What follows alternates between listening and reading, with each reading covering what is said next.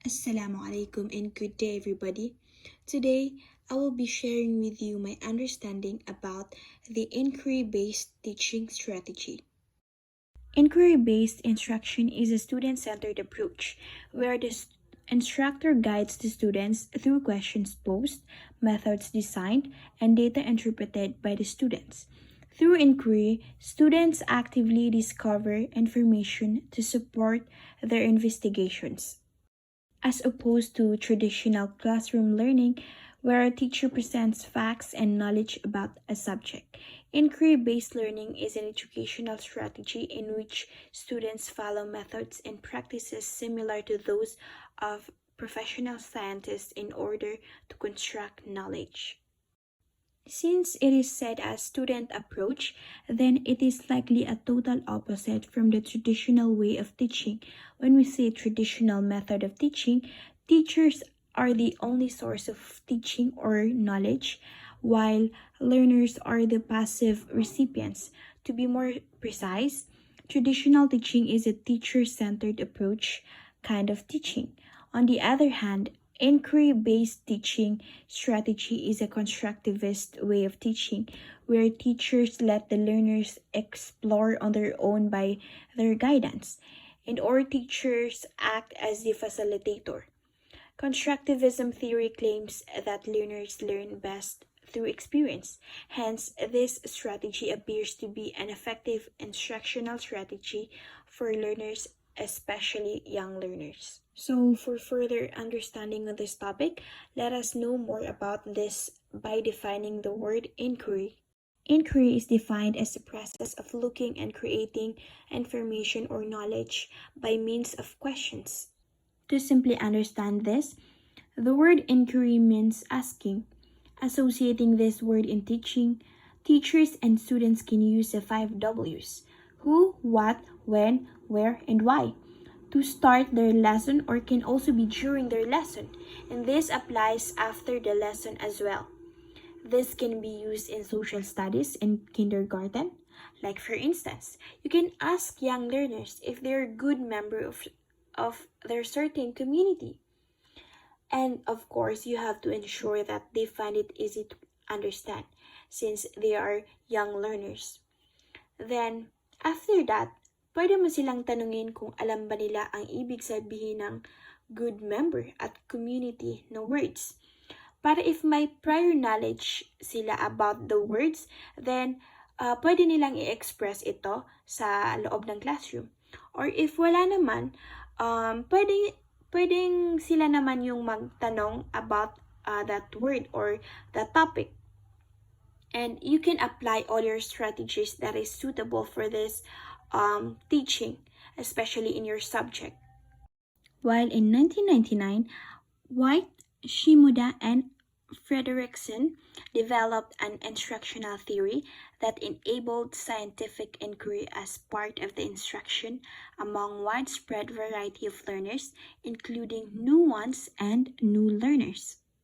This is in fact a good one because it is equally beneficial for all the students who have various capacities in learning. They have come up with 3 components of instructional theory, which are scaffold inquiry, reflection, and generalization. The first one is scaffold inquiry. Students follow step-by-step procedures provided by the teacher, materials, or some other source to collect and organize data into tables, graphs, and/or charts. Students are given instructions on how to analyze the data and then guided to draw a conclusion to answer the question by being investigated. Scaffolding is done with the guidance of teacher. Teacher provides activity and learners may inquire or ask questions to the teacher to gather an information or to come up with an idea in order for them to complete the activity. You can make an activity for groups and individual. You can make an activity, like for example, by asking them to make or design their own community. And they can choose the member from their classmates.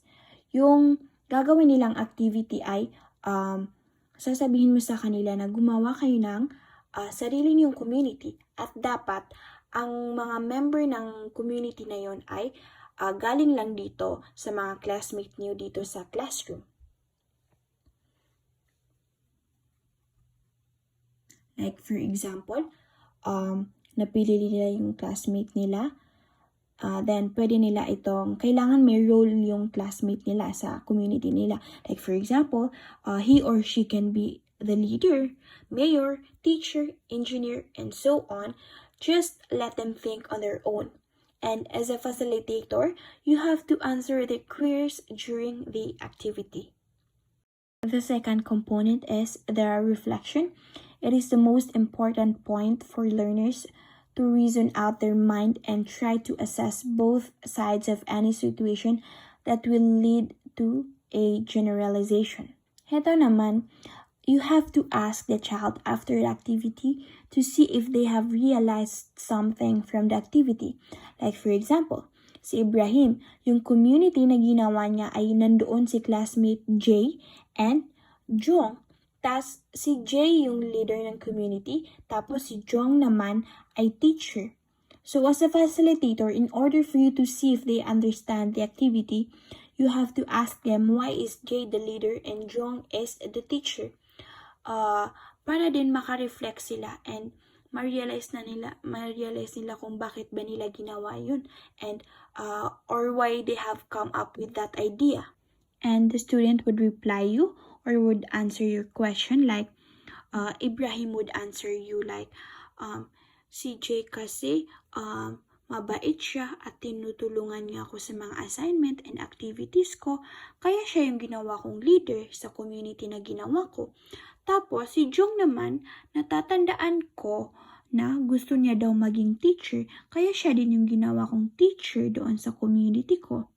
So with that, hindi lang isa yung makukuha nilang benefits sa activity na yun, but they're also able to know their classmates din. Nakikilala nila yung bawat isa. Lastly, we have the generalization. This is the optimum part of the process wherein the learners have created their own beliefs and communicate disposition. This simply indicates the general benefits and learning that learners gained in the given activity. Like from the activity, makikita mo na nag-create sila ng own community through their own perception about the community. Like if mabuti at matulungin kang tao, pwede ka nang maging leader. Like what Ibrahim did. That is the thought of generalization. It widens the understanding of the student until they apply it in real-world situation and they're able to express the idea of that activity if they were asked